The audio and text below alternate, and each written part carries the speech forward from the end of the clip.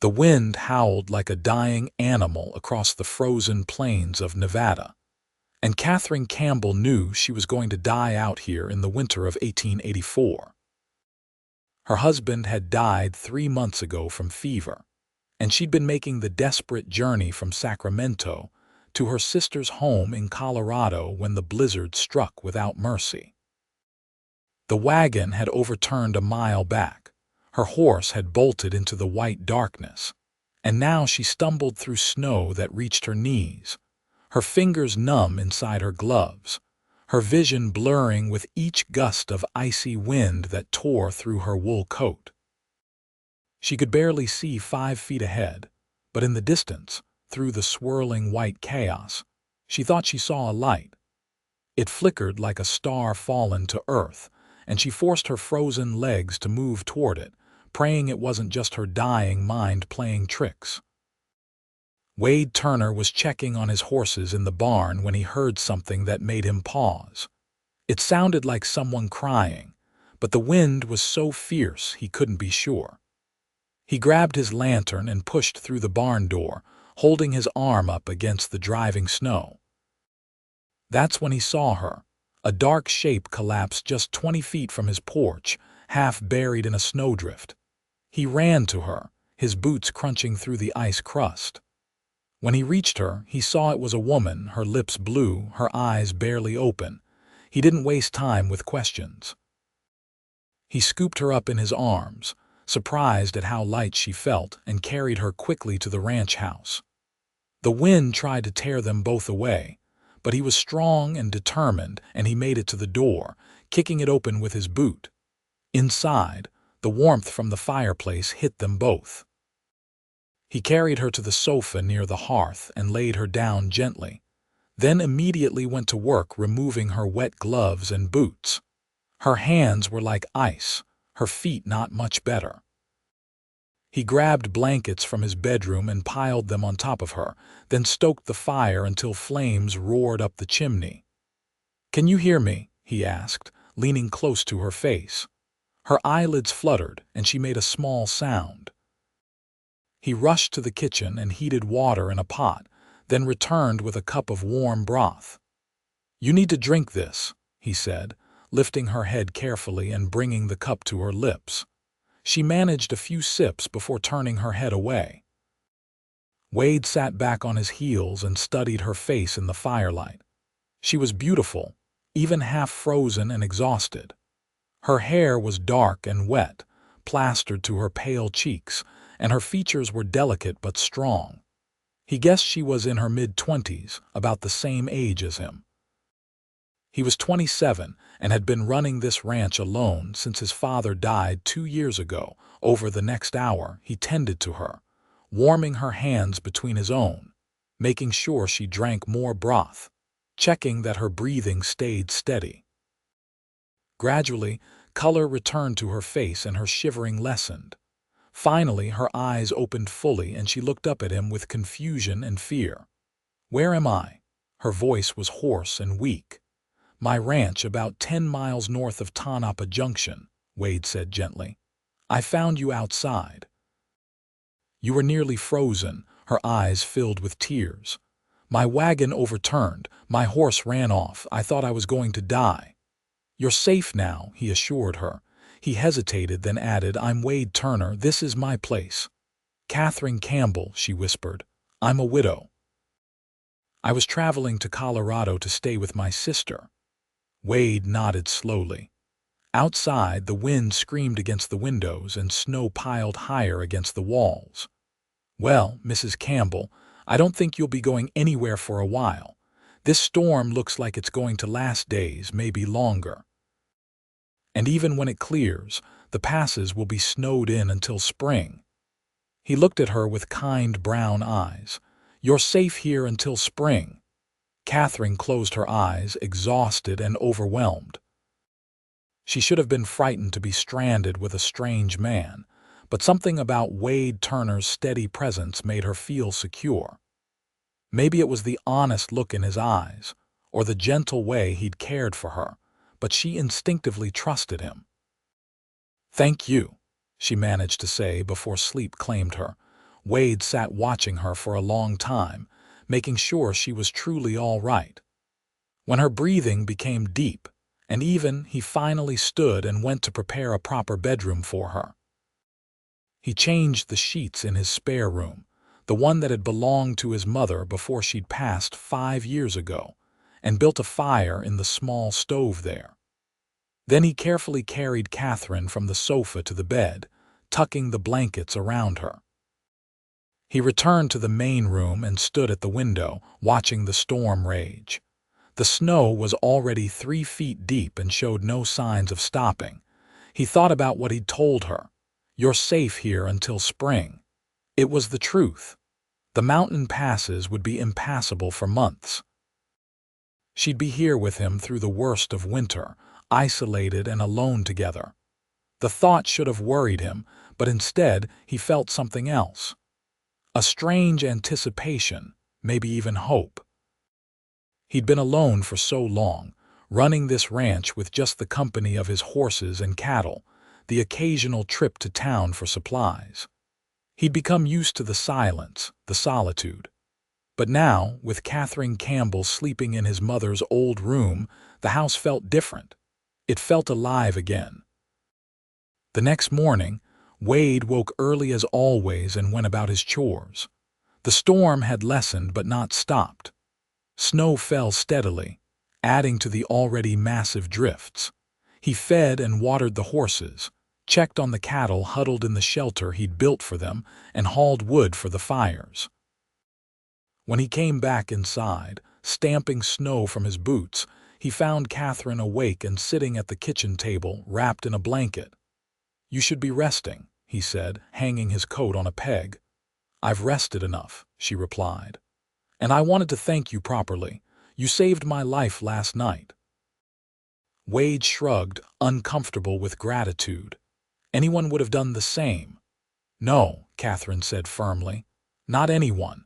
You didn't know me, but you took me in and cared for me. That's something special." Their eyes met, and for a moment neither spoke. Wade felt his heart beat faster, which surprised him. He turned away and busied himself with making breakfast. "Are you hungry? I can make eggs and bacon. Fresh bread too, if you don't mind day-old." "That sounds wonderful," Katherine said. She watched him move around the kitchen with efficient grace. He was tall and lean, with dark hair that fell over his forehead and strong hands that handled everything with care. He had the weathered look of a man who worked outdoors, but his features were handsome, and there was a gentleness about him that contradicted his rough cowboy exterior. As he cooked, she told him more about herself. How her husband, Thomas, had died of scarlet fever 3 months ago in Sacramento. How they'd only been married a year and had no children. How her sister Margaret was her only family left, living in Denver with her husband and 3 children. "I'm sorry for your loss," Wade said, setting a plate of food in front of her. "Losing someone you love is the hardest thing in the world." "Did you lose someone?" Katherine asked gently. Wade nodded. "My mother died 5 years back. My father 2 years ago. I've been running this place alone since then. No wife, no." He sat across from her with his own plate. "Never found the right woman, I guess. Or maybe I was too busy with the ranch to look." They ate in comfortable silence for a while. The food was simple but delicious, and Katherine realized she was starving. She hadn't eaten properly since before the storm hit. "What about you?" Wade asked. "Were you happy with your husband?" Katherine considered the question carefully. "Thomas was a good man, kind and responsible, but our marriage was arranged by our families. We grew to care for each other, but I'm not sure it was love, not the deep, passionate kind you read about in books." She looked up at him, her green eyes searching. "Is that terrible to say?" "No," Wade said quietly. "It's honest, and honesty is worth more than pretty lies." Over the following days they settled into a routine. The storm continued without mercy, trapping them completely. Wade handled the outdoor work while Katherine took over the indoor tasks. She cooked meals, cleaned the house, mended his worn shirts, and organized his chaotic pantry. She found she enjoyed the domestic work, especially knowing it helped him. Wade, for his part, found himself looking forward to coming inside each day. The house smelled of cooking food and felt warm and welcoming in a way it hadn't since his mother died. And Catherine's presence was like sunshine breaking through clouds. She was smart and funny, with a quick wit that surprised him. She asked questions about the ranch, about his life, and seemed genuinely interested in his answers. One evening, about a week after she'd arrived, they sat together by the fire after dinner. The wind rattled the windows, but inside it was cozy and warm. Katherine was mending one of Wade's shirts, her needle flashing in the firelight. "Tell me about your parents," she said. "What were they like?" Wade leaned back in his chair, his eyes distant with memory. "My father was tough. A hard worker who expected the same from everyone else. But he was fair, and he loved this land more than anything except my mother. She was the opposite, soft and kind. She could gentle any wild horse, and she could calm my father when his temper ran hot. They were good together, balanced each other out." "They sound wonderful," Katherine said wistfully. "My parents died when I was young. My sister raised me, and then she married and moved to Colorado. I married Thomas a year later, partly because I was lonely, partly because it seemed like the right thing to do." "Do you regret it?" Katherine thought about it. "No, Thomas gave me a home when I needed one. But after he died, I realized I'd never really lived for myself. I'd always done what others expected, what seemed proper and right. I was on my way to do it again, to live with my sister and help raise her children, to be the spinster aunt." "And now?" Wade asked, his voice soft. "Now I'm here," Katherine said, meeting his eyes. "Stranded by a storm with a stranger who's become less strange every day. And for the first time in my life, I don't know what's going to happen next, and that's frightening but also exciting." Wade felt something shift in his chest. He'd been feeling it for days but hadn't wanted to name it.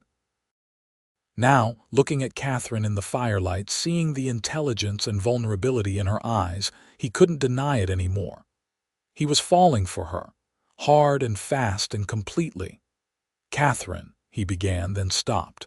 Not sure what to say, she waited, her hand still on the mending. The fire crackled between them. "I'm glad you're here," he finally said. "I know that's selfish, given the circumstances. You're stranded here against your will, but I can't help being glad." Katherine set down the shirt and looked at him fully. "It's not against my will, not anymore. I could be angry about being trapped here, but the truth is, I feel more content than I have in years. This place, this simple life, it suits me, and you." She paused, gathering courage. "You make me feel things I didn't think I'd ever feel." Wade stood and crossed to where she sat. He knelt beside her chair, taking her hand in his. "What things?" Katherine's heart raced. "Like I'm awake for the first time. Like I matter as a person, not just as someone's wife or sister or daughter. You listen when I talk. You value my opinions. And when you look at me, I feel beautiful and seen."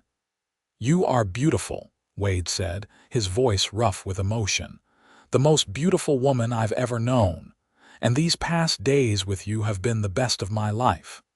They stared at each other, the air between them charged with possibility. Then Wade reached up and cupped her face gently in his hand. "May I kiss you?"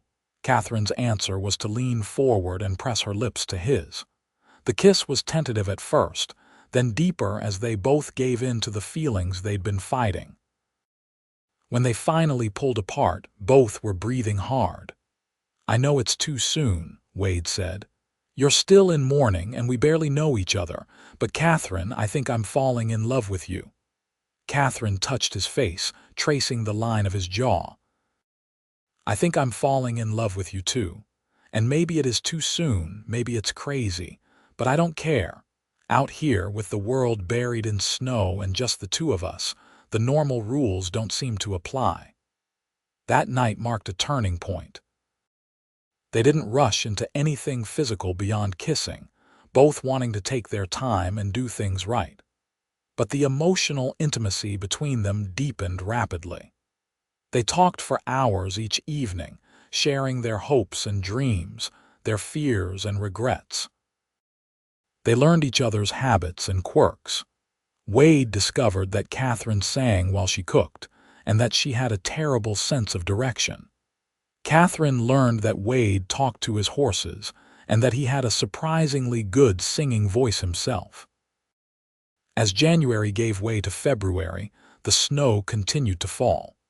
They were completely cut off from the outside world, but neither minded. They existed in their own private universe, and it was enough.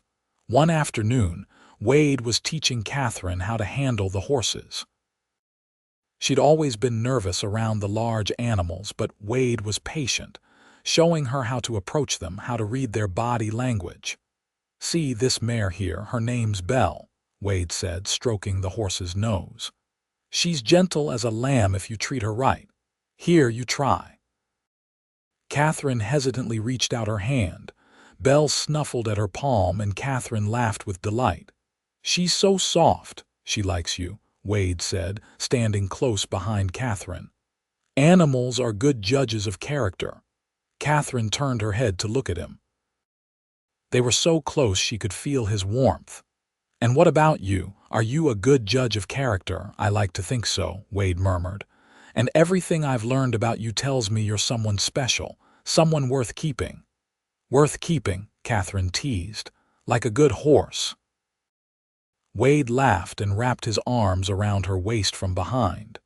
"Much better than a good horse. You're everything I didn't know I needed." Katherine leaned back against him, feeling safe and cherished. She'd never felt this way with Thomas. Their relationship had been polite and cordial, but there'd never been this spark, this deep connection. With Wade, she felt truly alive. That evening, as they prepared dinner together, Katherine brought up something that had been on her mind. "Wade, what happens when spring comes?" "When the pass is clear and I can leave." Wade's hand stilled on the potato he was peeling. He'd been dreading this conversation. "What do you want to happen?" "I want to know what you want," Katherine said, turning to face him. "Do you want me to leave, to continue on to my sister's?" Wade set down the knife and took her hands in his. "I want you to stay. I want you to stay here with me forever. I want to marry you and build a life with you. But I know that's asking a lot. You have family in Colorado, plans for your future, and we've only known each other a few months." Katherine felt tears prick her eyes. "I want to stay too. I want to marry you and be your wife and help you run this ranch. My sister has her own family, her own life. And these months with you have shown me what I really want. Not to be someone's burden or helper, but to be a true partner.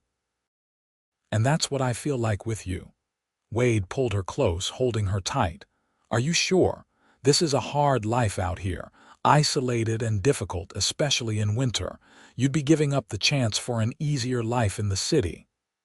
"I don't want easy," Katherine said fiercely. "I want real. I want this with you." Wade kissed her then, long and deep, pouring all his love and relief into it. When they broke apart, he said, "Then marry me, Katherine Campbell, be my wife." "Yes," she said, laughing and crying at the same time. "Yes, I'll marry you." They married 3 weeks later, in early March. The storm had finally broken, and the sun shone brilliantly on the snow-covered landscape. Since they couldn't get to town for a preacher, they spoke their vows to each other privately, in front of the fireplace where they'd spent so many evenings. They promised to love and cherish each other, to work together through hardship and joy, to be true partners in all things. That night, they consummated their marriage, and it was everything Katherine had hoped for and more. Wade was tender and patient, making sure she felt cherished and desired. Their physical union felt like the natural culmination of the emotional intimacy they'd been building for months. Afterward, lying in Wade's arms in his bed, Katherine felt a peace she'd never known. "I love you," she whispered. "I love you too," Wade said, kissing her forehead. "My beautiful wife." As March progressed, the snow began to melt. Streams of water ran down from the mountains, and the first hints of green appeared in sheltered spots. Wade knew that within a few weeks, the passes would be clear enough for travel. He needed to get to town for supplies and to make their marriage official with the legal authorities. One morning, as they were eating breakfast, Wade brought it up. "The trails are clearing. I think by next week, we could make it to Tonopah Junction. We need supplies and we should register the marriage properly." Katherine nodded. She'd been thinking the same thing. "I should send a letter to my sister, let her know I'm all right. She must be worried sick." "We can send a telegram from town," Wade agreed. "Let her know you're safe and married." "Do you think she'll understand?" Katherine asked uncertainly. It all happened so fast. Wade reached across the table and took her hand. "If she loves you, she'll want you to be happy. And you are happy, aren't you?" "Happier than I've ever been," Katherine said truthfully. The following week, they made the journey to Tonopah Junction. The town was small, just a main street with a general store, saloon, bank, hotel, and a few other businesses. Wade introduced Katherine to everyone as his wife, and the townspeople were welcoming if curious. The story of the widow stranded at his ranch had clearly made the rounds, and people seemed pleased that it had ended in marriage. They registered their marriage with the town clerk, bought supplies, and sent a long telegram to Katherine's sister explaining everything. Then they had dinner at the hotel restaurant, their first real meal out together as a married couple. "This is nice," Katherine said, looking around at the other diners, the cheerful atmosphere. "But I'm looking forward to getting home." Wade smiled at her use of the word home. "Me too. Town's fine for a visit, but the ranch is where we belong." On the ride back, Katherine was quiet, looking at the landscape with new eyes. This was her home now, this wild, beautiful country. These mountains and plains, the big sky overhead, the ranch where she and Wade would build their life together. She felt a surge of love for it all, and for the man riding beside her. As spring truly arrived, they fell into the rhythm of ranch life. Katherine learned to ride properly, and Wade taught her how to help with the cattle. She proved to be a quick learner and a hard worker, never complaining about the long days or difficult tasks. They worked side by side, partners in every sense of the word. In the evenings, they'd sit on the porch and watch the sunset, talking about their plans for the future. Wade wanted to expand the herd, maybe add some sheep. Katherine wanted to start a garden and maybe get some chickens for eggs. They talked about children, both wanting a family but agreeing to wait a bit to have time to themselves first. One evening in late April, as they sat watching the stars come out, Katherine said, "Do you ever think about that night, when you found me in the snow, all the time?" Wade said. "It was the luckiest night of my life." "Mine too," Katherine agreed. "I thought I was going to die, and instead I found everything I'd been looking for without even knowing it." "What were you looking for?" Wade asked. Katherine thought about it. "Belonging, I think. A place where I fit, where I was needed and wanted for who I really am. And love, real love, not the polite kind but the deep kind that makes you feel complete." Wade pulled her close, wrapping his arm around her shoulders. "I was looking for the same thing. I just didn't realize it until you showed up." They sat in comfortable silence, listening to the night sounds of the ranch.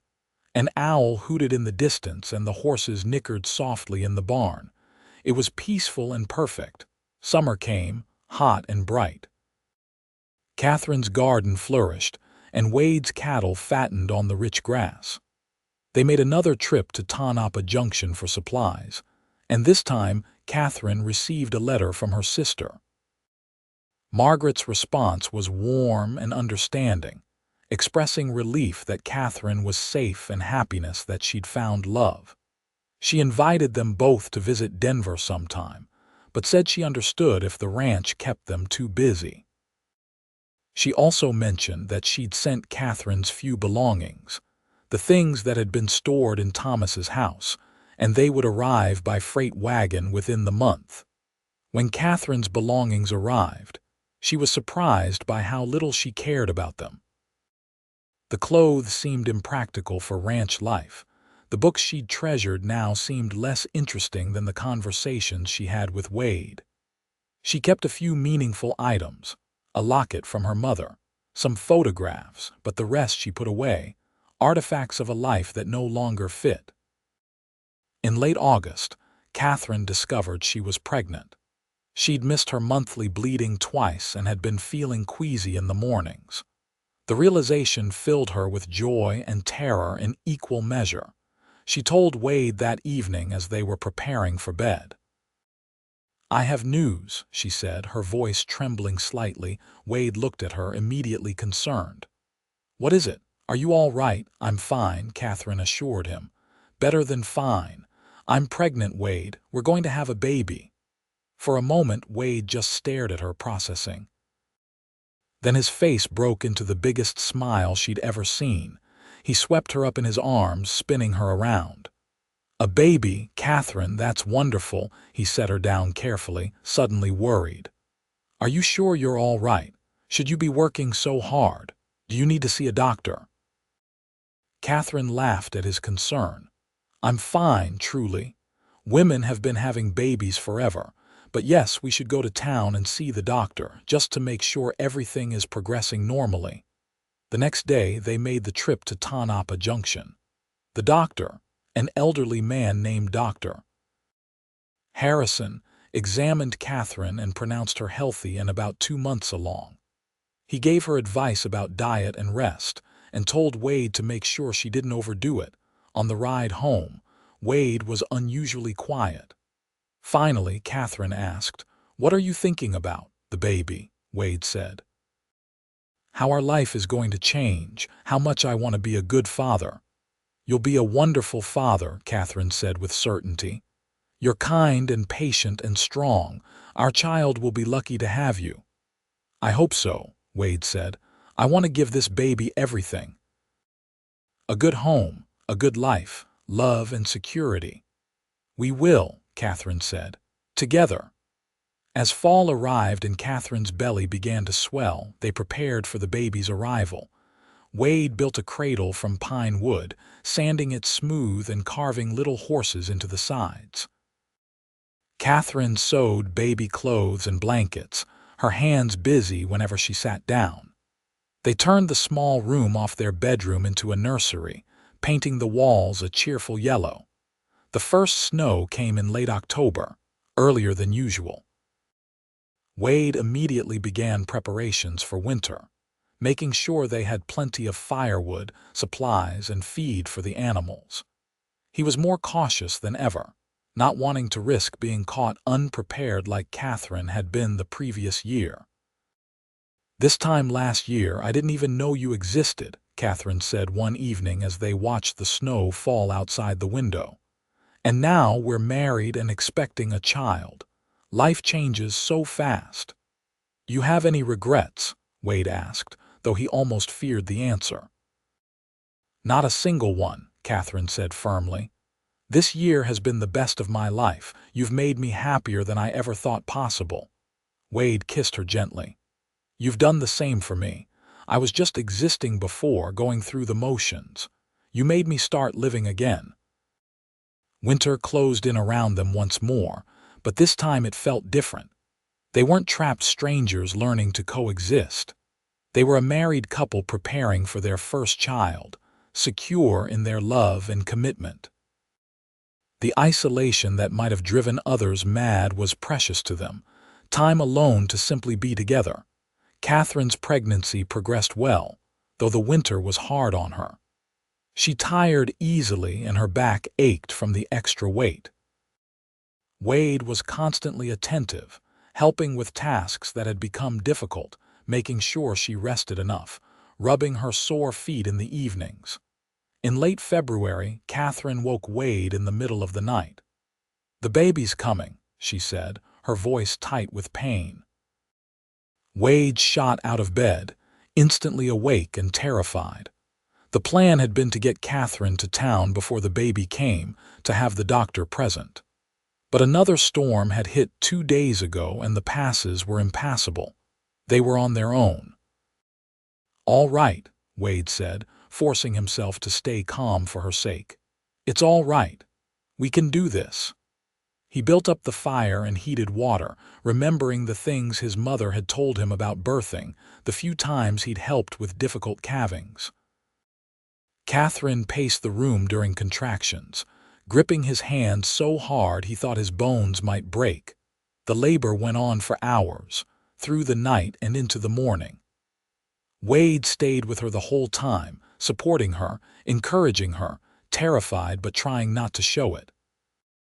Katherine was incredibly brave, focused and determined despite the pain. Finally, as the winter sun rose over the snow-covered landscape, their son was born. Wade caught the baby in his hands, clearing the infant's nose and mouth until a strong cry filled the room. He wrapped his son in a clean blanket and placed him in Katherine's arms. "A boy," Wade said, his voice choked with emotion. "We have a son." Katherine looked down at the red-faced, squalling infant and felt her heart expand with love she didn't know was possible. "He's perfect," she whispered. "Absolutely perfect." They named him William Thomas Turner, William after Wade's father and Thomas after Katherine's first husband. It seemed right to honor both men who had shaped their lives, even if only one would be there to see the child grow. The early days of parenthood were exhausting and wonderful. William was a healthy, hungry baby who kept them busy around the clock. But Wade and Katherine worked together as they did with everything, trading off night feedings, supporting each other through the difficult moments, celebrating each small milestone. As spring arrived and William grew stronger, they were finally able to make the trip to town. Everyone in Tonopah Junction wanted to meet the new Turner baby, and Katherine found herself surrounded by well wishes and advice from the town's women. It felt good to be part of a community, to have neighbors and friends. Dr. Harrison examined William and declared him thriving. "You two did a good job," he told them. "Not many couples could handle a birth alone like that." "We make a good team," Wade said, smiling at Katherine. "That you do," the doctor agreed. Over the following year, they settled into family life. William grew from infant to toddler, taking his first steps, saying his first words. The ranch prospered too. Wade's careful management and Katherine's hard work paid off in increased livestock and successful harvests from the garden. In the spring of 1887, Katherine discovered she was pregnant again. This time the news was less surprising but no less joyful. They'd hoped for more children, wanting William to have siblings. "Maybe a girl this time," Katherine said, her hand on her still flat stomach. "I'd love a daughter," Wade agreed, "as beautiful and strong as her mother."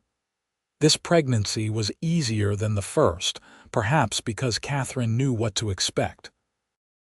And this time, they made arrangements in advance, planning for Katherine to stay in town with the doctor and his wife for the last few weeks before the birth. In November, Katherine gave birth to a daughter with Katherine's green eyes and Wade's dark hair. They named her Emma Grace Turner, and she was the darling of the family from day one. William, now 2.5, was fascinated by his baby sister, always wanting to help care for her. Life fell into a comfortable rhythm. The ranch continued to grow and prosper. Wade hired a couple of hands to help with the heavier work, giving him more time with his family. Katherine ran the household with efficiency and warmth, creating a home that was welcoming and full of love. On quiet evenings after the children were asleep, Wade and Katherine would sit together on the porch as they had from the beginning. Sometimes they talked, sometimes they just sat in comfortable silence, watching the stars wheel overhead. You ever think about that first winter? Katherine asked one such evening in the summer of 1888. William was 3 and Emma was almost 1, both sleeping peacefully inside. All the time, Wade said.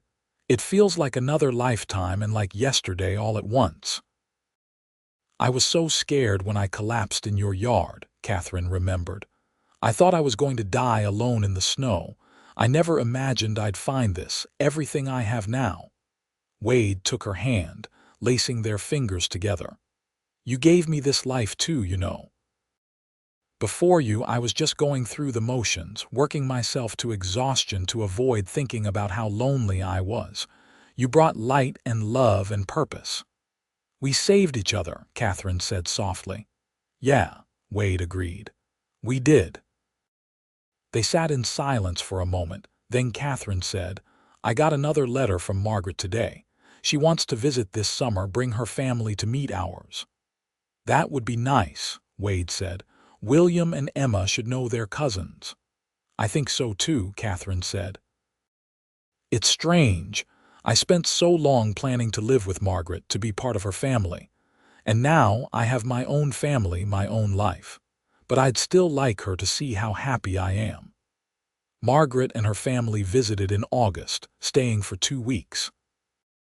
Katherine's sister was warm and kind, and her husband, Robert, got along well with Wade.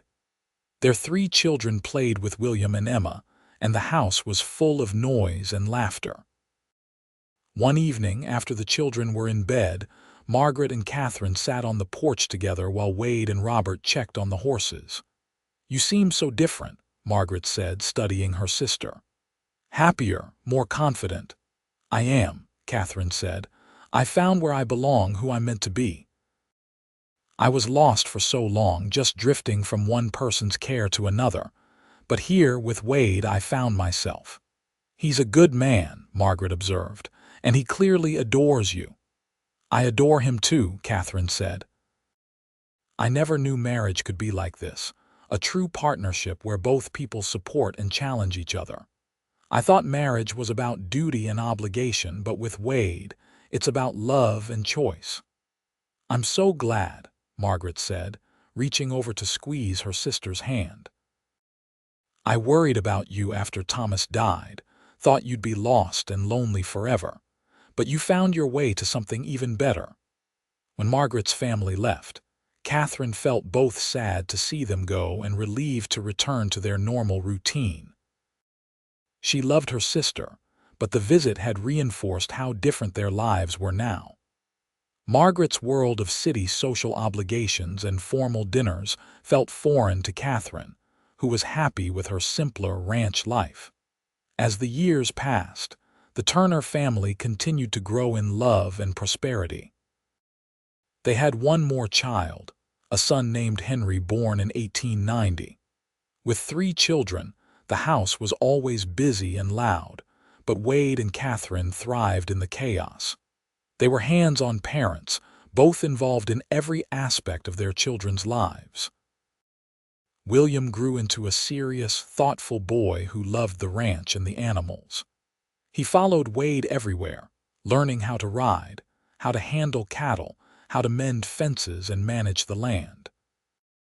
Wade was patient with his son, teaching him not just skills but values, how to work hard, how to treat others with respect, how to care for the earth that sustained them.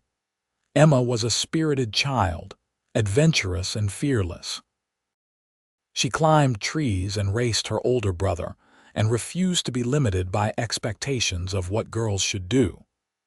Katherine encouraged her daughter's independence, wanting Emma to grow up strong and confident, able to make her own choices in life. Henry was the baby, sweet-natured and affectionate. He loved stories and songs, and Katherine spent hours reading to him and teaching him simple melodies. He was the one who brought the family together, the one everyone doted on. Through it all, Wade and Katherine's love only deepened. They'd learned to communicate without words, to anticipate each other's needs, to work in perfect synchronization.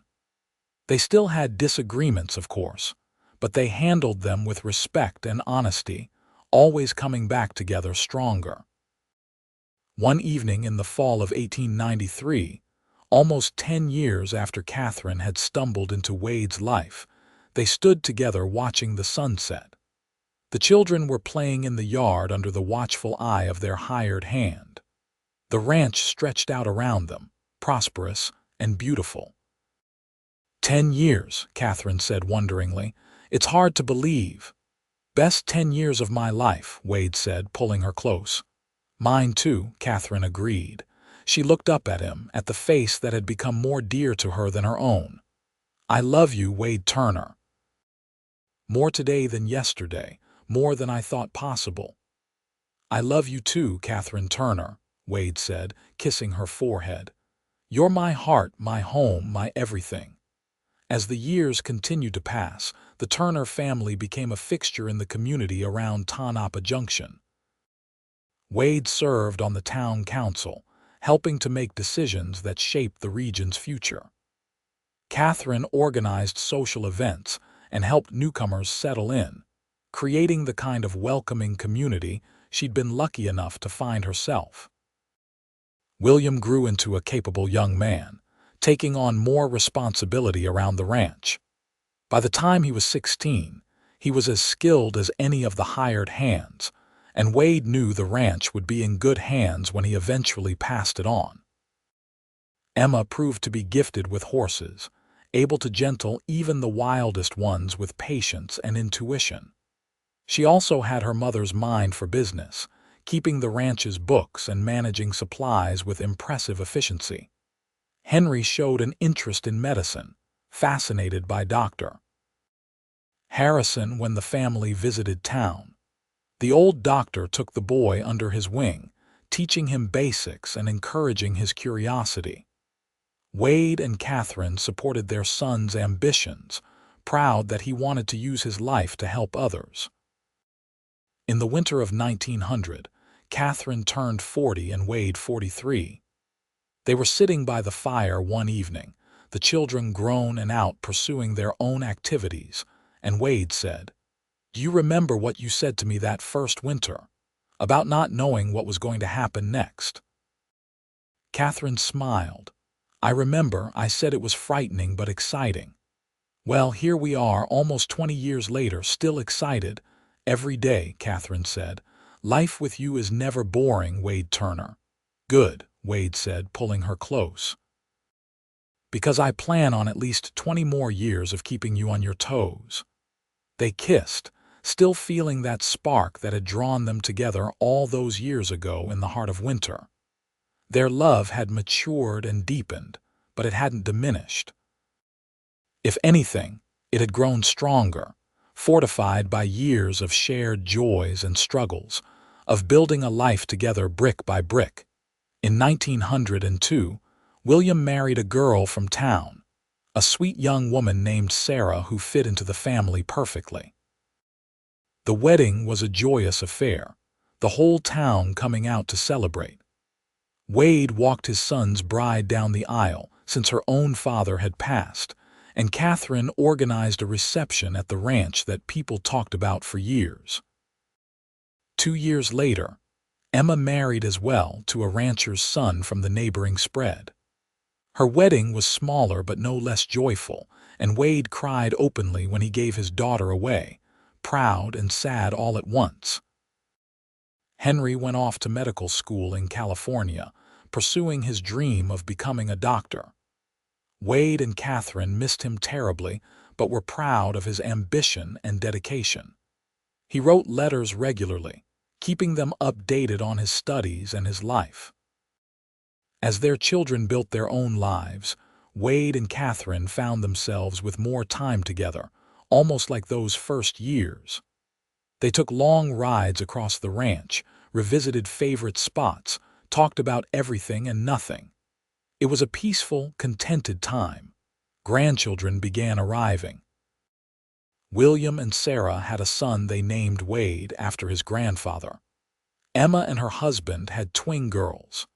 Henry, when he came home to visit, brought news that he'd met a woman, another medical student, and they planned to marry after graduation.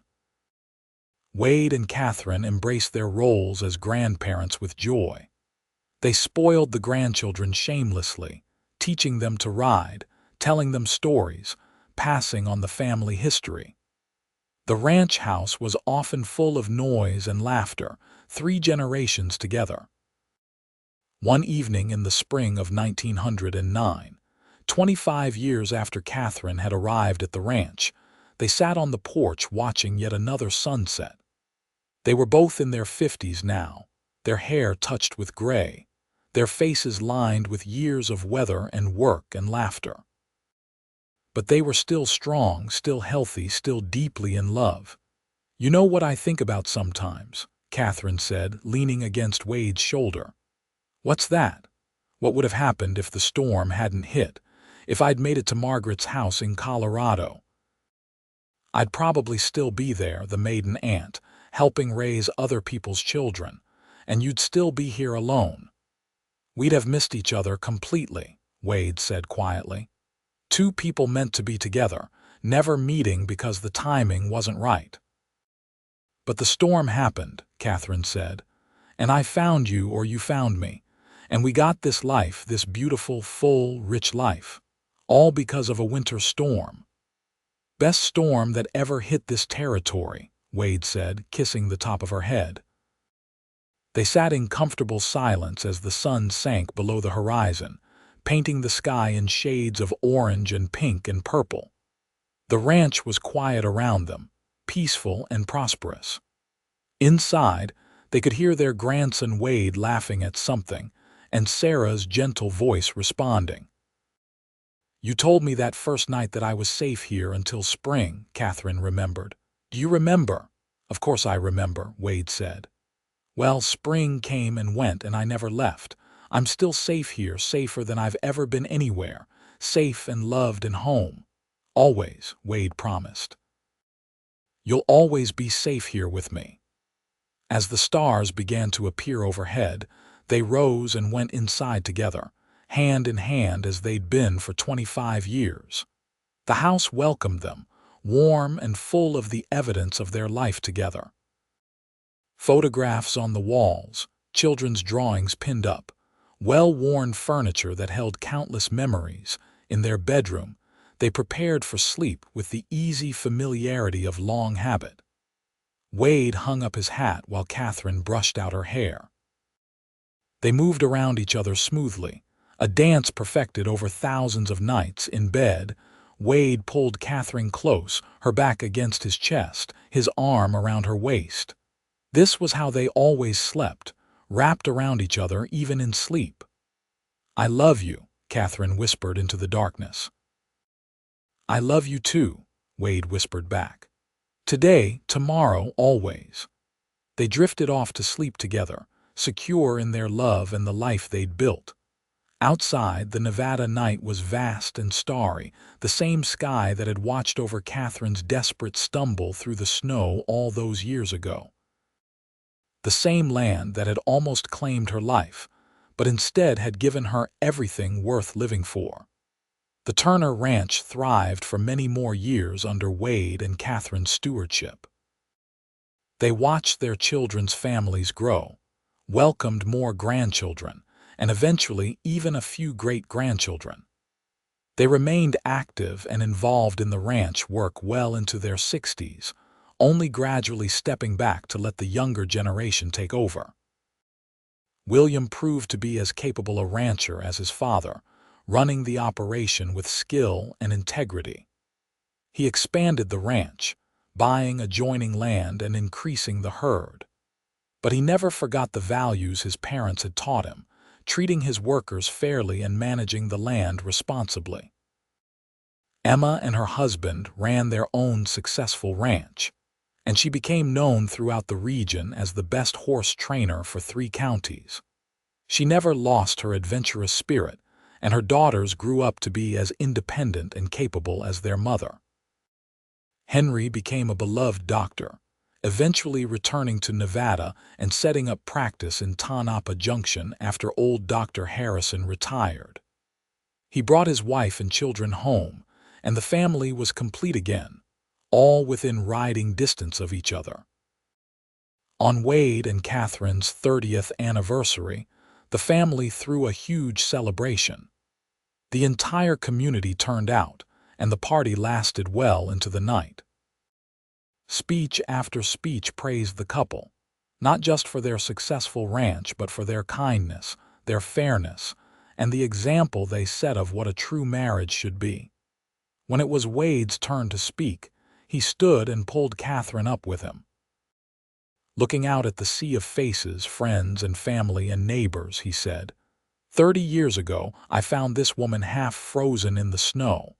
I brought her inside, thinking I was saving her life. What I didn't know was that she was saving mine. Katherine gave me everything, love and family and purpose. She turned a house into a home and a lonely man into the luckiest man alive. Every day with her has been a gift, and I thank God for that winter storm that brought her to me. Katherine wiped tears from her eyes as everyone applauded. Then she took the floor, her voice strong and clear. Wade told me that first night that I was safe here until spring. What he didn't say, what neither of us knew then, was that I'd be safe here forever. Safe to be myself, to make mistakes, to grow and change and become the person I was meant to be. This ranch, this family, this community, you've all given me a home in the truest sense of the word. And Wade, my dear Wade, has been my partner and companion through everything. I love him more today than I did 30 years ago, and I'll love him even more tomorrow. Thank you all for being part of our story. As the celebration continued around them, Wade and Katherine slipped away for a moment alone. They walked out to the spot where he'd found her all those years ago, now just a peaceful patch of yard but forever sacred in their memories. Right here, Wade said, pointing to the ground. This is where you were lying. Katherine looked down, trying to imagine herself as she'd been then, young and terrified and half frozen. It seemed like another lifetime, another person. I was so scared, she said. I'd given up hope. And then I saw the light from your house, and I somehow found the strength to keep going. I'm so glad you did, Wade said, emotion thick in his voice. So glad you didn't give up. So am I, Katherine said, turning to face him. Every good thing in my life came from that night, from you finding me and taking me in. You gave me everything. They stood there in the starlight, holding each other close, remembering and grateful. The party continued without them, but they needed this moment, just the two of them, to acknowledge the miracle of their finding each other. As they grew older, Wade and Katherine slowed down but never stopped. They still took their evening walks, still sat together on the porch, still shared the small intimacies that kept their bond strong. They faced the challenges of aging together, supporting each other through aches and pains and the inevitable losses that come with time. Friends passed away, old Dr. Harrison, then Wade's best friend from town, then Katherine's sister Margaret. Each loss was hard, but they had each other to lean on, and they found comfort in their family and the life they'd built. In the winter of 1924, 40 years after Katherine had stumbled into Wade's life, they sat by the fire one evening. Wade was 77 now, Katherine 74. Their bodies were old and worn, but their love was as vibrant as ever. 40 years, Katherine said, looking into the flames. How did that happen? One day at a time, Wade said, reaching over to take her hand. His grip was still strong, his hand still warm and familiar in hers. 40 winters we've spent together, Katherine mused. But none as memorable as that first one. No, Wade agreed. That one changed everything. Do you have any regrets? Katherine asked. Anything you wish you'd done differently? Wade thought about it seriously, then shook his head. Not a single one. Every choice I made led me to this moment, here with you, and I wouldn't change any of it." "Good," Katherine said, satisfied, "because I feel the same way."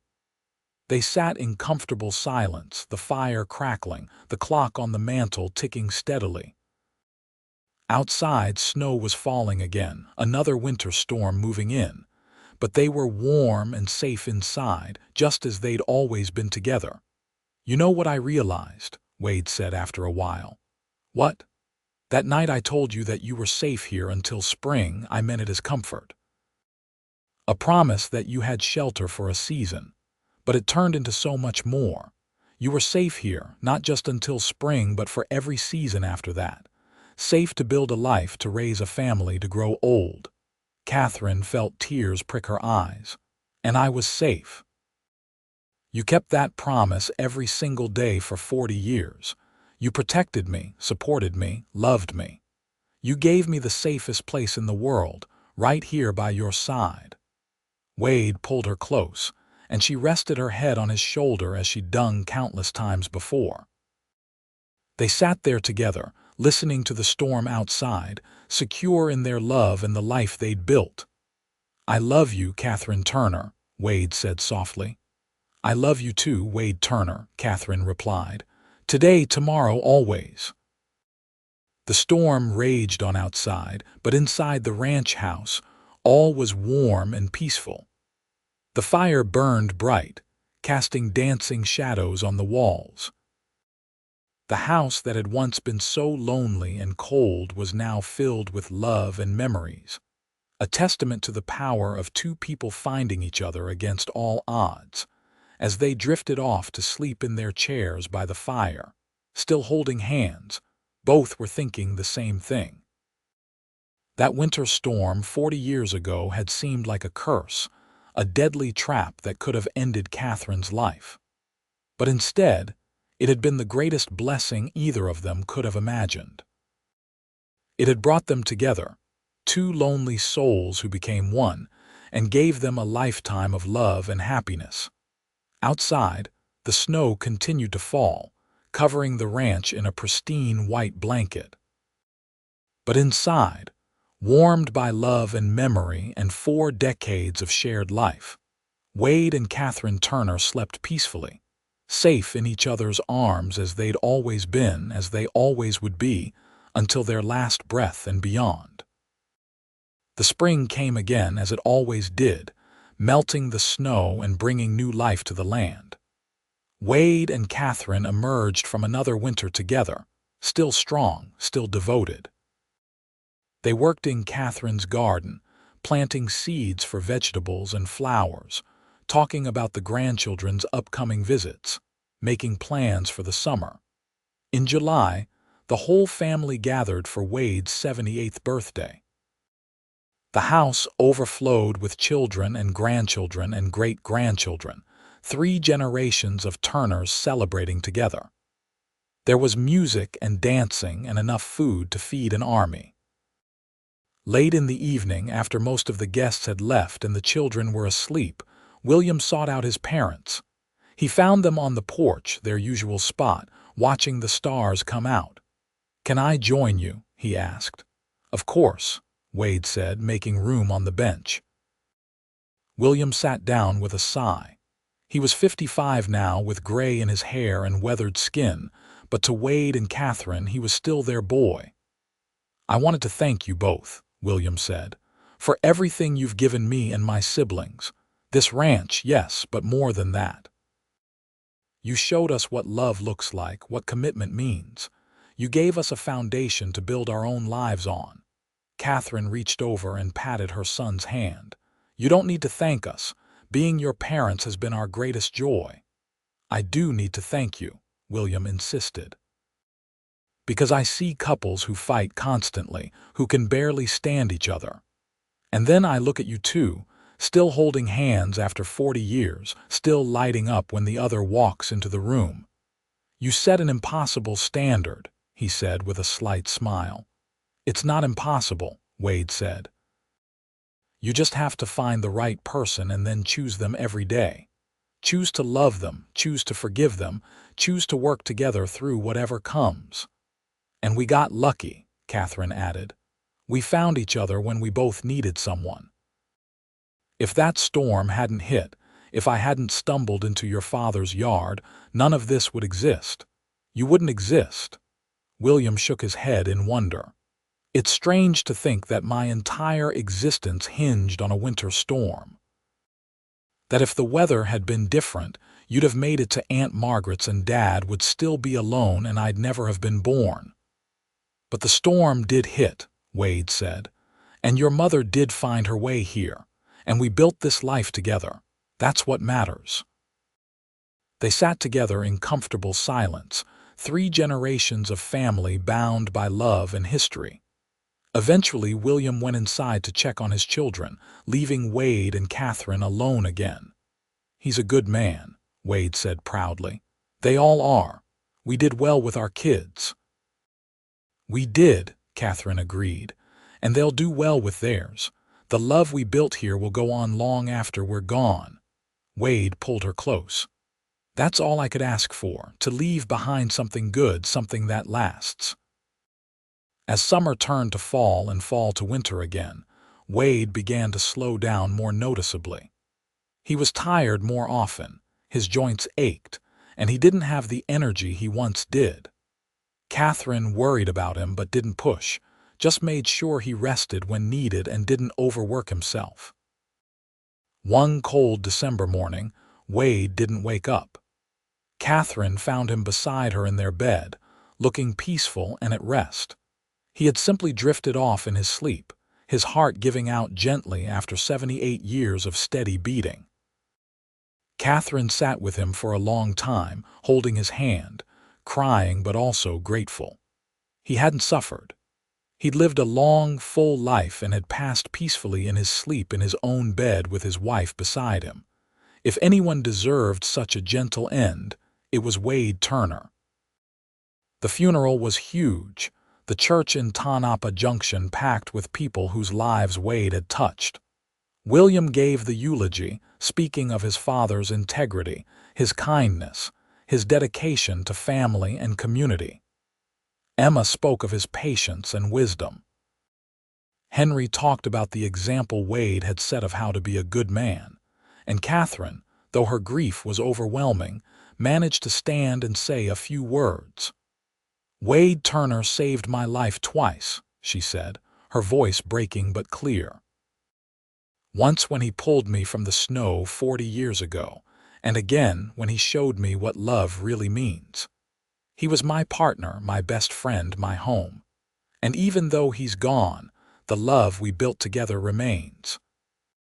It lives on in our children and grandchildren in this ranch, in the community we helped build. Wade's legacy isn't just what he left behind, it's the love he gave so freely to everyone around him." After the funeral, Katherine moved through her grief with the support of her family. They tried to convince her to move in with one of them, but she refused. The ranch was her home, and she wasn't leaving it.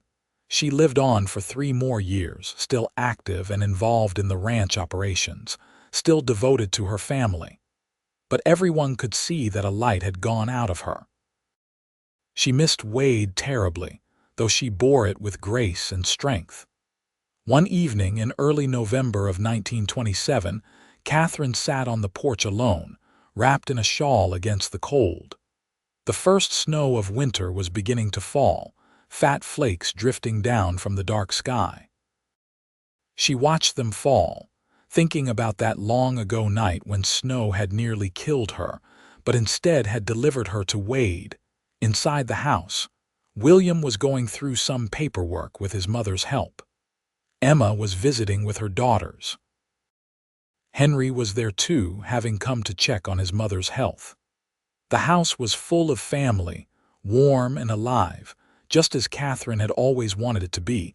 Katherine looked up at the falling snow and smiled. She wasn't afraid of it anymore. She'd faced down 43 winters since that terrible night, and she'd survived them all with Wade by her side. Well, for 40 of them anyway. The last 3 had been harder without him, but she'd managed. "I'm ready," she whispered to the night.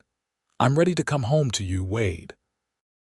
She went inside, said goodnight to her children, and went to bed in the room she'd shared with Wade for over 40 years. She closed her eyes, feeling more tired than she'd felt in a long time, and let herself drift off to sleep. She didn't wake up. Sometime in the night, her heart simply stopped, worn out after 77 years. She passed peacefully, just as Wade had, in her sleep in the home they'd built together. Her children found her in the morning and grieved but also understood. Their mother had lived a full, rich life, but she'd been ready to be reunited with the man she loved. They'd been inseparable in life, and now would be together in death. They buried Katherine beside Wade on a hill overlooking the ranch, under a big oak tree they'd planted together decades ago. The whole community turned out again, mourning but also celebrating a remarkable woman who had contributed so much to their town. At the graveside, William spoke for all the children. "Our parents had something special," he said. "A love that sustained them through hardship and joy, through 40 years of marriage and 3 years of separation. That love created this family, built this ranch, enriched this community. And now they're together again, and we can take comfort in that." Life went on at the Turner Ranch. William and his family continued to run it, following the principles Wade and Katherine had established. Emma's daughters grew up and started families of their own. Henry's children became doctors and teachers, carrying on the family tradition of service. The story of Wade and Katherine became family legend, passed down through the generations. How a terrible winter storm had brought together two lonely people and given them a lifetime of love.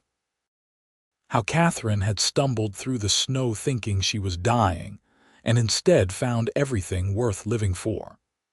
How Wade had offered her shelter until spring, and ended up offering her his heart and his life. The ranch house stood for many decades more, solid and sturdy, weathering countless storms. The porch where Wade and Katherine had spent so many evenings remained, and their descendants often sat there, feeling the presence of the couple who had started it all. In time, the house became part of local history. The town of Tonopah Junction grew and changed, but the Turner Ranch remained, a testament to hard work and enduring love. People told the story of the widow stranded in the storm and the cowboy who took her in, and it became a reminder that sometimes the worst moments in life can lead to the greatest blessings. Decades later, when the house was finally too old to repair and had to be replaced, the family made sure to preserve pieces of it. The mantel from the fireplace where Wade and Katherine had stood to speak their vows. The door through which Wade had carried Katherine that snowy night. The bench from the porch where they'd sat together for 40 years. These relics were incorporated into the new house, ensuring that Wade and Katherine's presence remained. Their story lived on, not just in family tales but in the very bones of the place they'd built together. And on winter nights, when snow fell on the Nevada ranch land, descendants of Wade and Katherine Turner would look out at the white landscape and remember a terrified widow stumbling through the storm. Remember a lonely cowboy offering shelter and safety. Remember two people finding each other against impossible odds and building something beautiful that lasted long after they were gone. The love Wade and Katherine shared didn't end with their deaths. It rippled forward through time, affecting children and grandchildren and great-grandchildren, shaping the family they created, influencing the community they served. Their love became the foundation on which generations built their lives. And in the end, that was the real legacy of that winter storm so long ago. Not just that it brought two people together, but that those two people created something bigger than themselves. Something that lasted and grew and touched countless lives. Wade had told Katherine she was safe until spring, but he'd given her so much more. He'd given her a home, a family, a purpose, and a love that transcended death itself. And she'd given him the same, filling his lonely life with joy and meaning and love. Together, they'd proven that sometimes the worst circumstances can lead to the greatest blessings. That love can bloom in the harshest conditions. That two people, given a chance and the courage to take it, can create something beautiful and lasting. The winter storm that nearly killed Katherine Campbell ended up giving her everything. And the lonely cowboy who took her and found that saving her life meant saving his own. Together, they built a love story for the ages, one that would be remembered and cherished long after the snow had melted and the seasons had turned countless times. Their names were carved on their shared headstone on that hill overlooking the ranch. Wade Turner and Katherine Turner, beloved parents and grandparents together forever. And beneath those names, an inscription chosen by their children. Safe here until spring and every season after.